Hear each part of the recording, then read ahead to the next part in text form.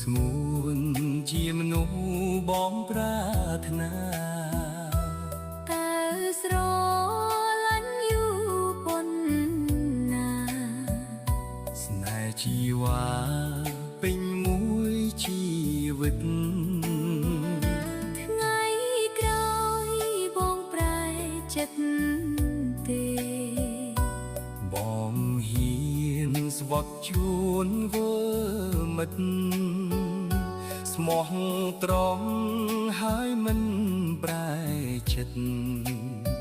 ដាក់ទាំងជីវិតជូនអូនណាថ្លៃ